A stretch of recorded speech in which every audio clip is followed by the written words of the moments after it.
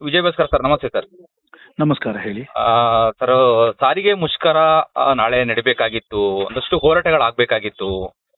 ದುರದೃಷ್ಟವಶಾತ್ ಅನಂತ್ ಸುಬ್ರಾವ್ ಅವರು ಇವತ್ತು ಹೃದಯಾಘಾತದಿಂದ ನಿಧನ ಹೊಂದಿರುವಂತದ್ದು.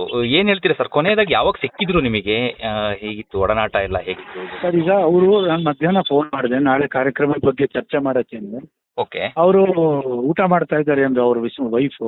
ಓಕೆ ನಾನೇ ಬಂದ್ಬಿಡ್ತೀನಿ ಮನೆಗೆ, ಅವರು ಆಫೀಸಿಗೆ ಬರೋದು ಬೇಡ, ನಾಳೆ ಇದೆಲ್ಲ ಚರ್ಚೆ ಮಾಡಬೇಕು ಅಂತ ಹೇಳಿ ನಾನು ಬಂದೆ. ಅವರು ಇದನ್ನೇನು ಹೇಳಿದ್ರು ಅಂತಂದ್ರೆ, ಅವರು ಸ್ನಾನ ಮಾಡ್ತಾ ಇದ್ದಾರೆ, ಕೂತ್ಕೊಂಡಿದ್ದೆ ಒಂದು 5 ನಿಮಿಷ. ನಾನು ಕೂತಿದ್ದೆ, ಅವರು ಬಾಗಿಲು ತೆಗೆದ್ರು, ಅವರೇನೆ ಬಂದು. ಸ್ನಾನ ಮಾಡಿದ ತಕ್ಷಣ ಆಚೆ ಕಡೆ ಬಂದು ಬಾಗಿಲು ತೆಗೆದು ನಾನು ಒಳಗಡೆ ಹೋದೆ. ನನ್ಗೆ ಬಹಳ ಉಸಿರಾಟ ಕಷ್ಟ ಆಗ್ತಾ ಇದೆ ಅಂದ್ರು. ನಾನಲ್ಲೇ ಪಕ್ಕದಲ್ಲೇ ಅವರ ಬೆಡ್ ಇತ್ತು. ಮಲ್ಕೊಳ್ಳಿ ಕಾಮ್ರೇಡ್, ಇಲ್ಲ ಪ್ಲೀಸ್ ರಿಲ್ಯಾಕ್ಸ್ ಅಂತ ಹೇಳಿ ಫ್ಯಾನ್ ಹಾಕ್ದೆ. ತಲೆ ಸ್ವೆಟ್ ಆಗ್ತಾ ಇತ್ತು. ದೆನ್ ನಾನು ಕೇಳಿ ಶುಗರ್ ಡೌನ್ ಆಗ್ತಾ ಇದೆಯಾ ಅಂತ.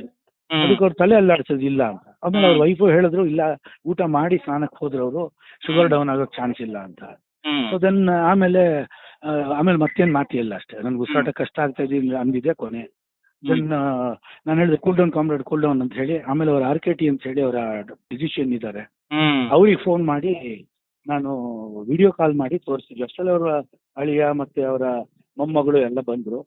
ಮತ್ತೆ ಅವ್ರ ಮೊಮ್ಮಗಳೇ ಓಡೋಗಿ ಆಂಬುಲೆನ್ಸ್ ತಗೊಂಡ್ರು. ಡಾಕ್ಟರ್ RKT ಏನ್ ಹೇಳಿದ್ರು ಅಂದ್ರೆ, ಅವಾಗ ಬಬಲ್ಸ್ ಬರ್ತಾ ಇತ್ತು ಬಾಯಿಂದ. RKT ಅವರು ವಿಡಿಯೋನ ನೋಡಿ ಅವ್ರಿಗೆ he's gasping for breath, immediately he needs to be hospitalise, ಒಂದು ಆಕ್ಸಿಜನ್ ಇರೋ ಆಂಬುಲೆನ್ಸ್ ಅನ್ನ ಕರೆಸ್ಬಿಟ್ಟು ಶಿಫ್ಟ್ ಮಾಡ್ಬಿಡಿ ಅಂದ್ರು. ನಾನು ಅದನ್ನ ಮಾಡೋ ಅಷ್ಟರಲ್ಲಿ ಅವರು ಬಂದ್ರು. ಆಮೇಲೆ ಅವ್ರ ಮೊಮ್ಮಗಳೇ ಹೋಗಿ ಇಲ್ಲಿ ಮನೆ ಸ್ವಲ್ಪ ಹತ್ರದಲ್ಲೇನೆ ವಿಜಯನಗರ ಮೆಟ್ರೋ ಹತ್ರನೇ ಆಸ್ಪತ್ರೆ ಇದೆ, ಅಲ್ಲೇ ಹೋಗಿ 2 ವೀಲರ್ ಹೋಗಿ ಶಿ ಗಾಟ್ ದಿ ಆಂಬುಲೆನ್ಸ್ ತಗೊಂಡ್ಬಂದು ನಾವು ಅವ್ರನ್ನ ಕೆಳಗಡೆ ಕರ್ಕೊಂಡ್ ಬಂದು ಲಿಫ್ಟ್ ಅಲ್ಲಿ ಚೇರ್ ಮೇಲೆ ಕೂಡಿಸಿ ಕರ್ಕೊಂಡ್ ಬಂದ್ವಿ. ಆಮೇಲೆ we took him to hospital. But ಅವರು ಯಾವುದು ಇದು ಇಲ್ಲ, ಸಿಂಪ್ಟಮ್ಸ್ ಏನೂ ಇಲ್ಲ. ಅಕಸ್ಮಾತ್ ಏನಾದ್ರು ECG ಏನಾದ್ರೂ ಹೋಪ್ಫುಲ್ ಆಗಿದೆ, then will take him inside ಅಂದ್ರು. ECG ಚೆಕ್ ಮಾಡಿದಾಗ it had become straight. So then nothing can be done.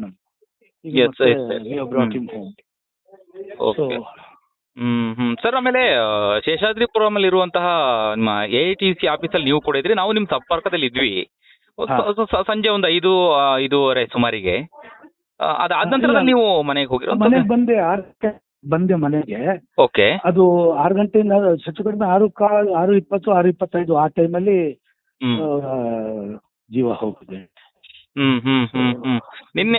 ನಿನ್ನೆ ಕರ್ನಾಟಕ ಟಿವಿಗೆ ಕೊನೆಯದಾಗಿ ಅವರು ಬೈಟ್ಸ್ ಅನ್ನು ಕೊಟ್ಟಿದ್ರು, ಪ್ರತಿಕ್ರಿಯಿಸಿದ್ರು. ಏನೇ ಆದ್ರೂ ಕೂಡ ಸಾರಿಗೆ ನೌಕರರ ಬೇಡಿಕೆಗಳನ್ನು ಈಡೇರಿಸುವ ನಿಟ್ಟಿನಲ್ಲಿ ನಾನು ಹಿಂದೆ ಸರಿಯಲ್ಲ, ಕುಗ್ಗಲ್ಲ ಅನ್ನುವಂಥದ್ದನ್ನ ಬಹಳ ಧೈರ್ಯವಾಗಿ ಮಾತನಾಡಿದ್ರು. Yes sir.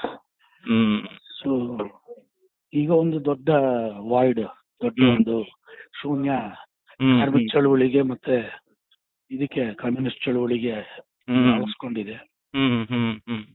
ನಿನ್ನೆ ಸಂಜೆ ನಿಮ್ಮ ಶೇಷಾದ್ರಿಪುರಂಲಿರುವಂತಹ ಆಫೀಸ್ಗೆ ಬಂದ ಸಂದರ್ಭದಲ್ಲಿ ನನ್ನ ಕೈ ಹಿಡಿದು ಹೇಳಿದ್ರು ಸರ್ ಅವರು, ಅಭಿ ನನ್ನ ಕೈಲಿನ್ನ ಆಗಲ್ಲ, ನಾನು ಜಾಸ್ತಿ ದಿನ ಉಳಿಯಲ್ಲ ಅನ್ನೋ ಮಾತನ್ನು ಕೂಡ ಹೇಳಿ ಒಂದು ಚಾಕ್ಲೇಟ್ ಅನ್ನು ಕೂಡ ಕೊಟ್ಟಿದ್ರು ಸರ್ ನನಗೆ ಮತ್ತೆ ನಮ್ಮ ವಿಡಿಯೋ ಜರ್ನಲಿಸ್ಟ್.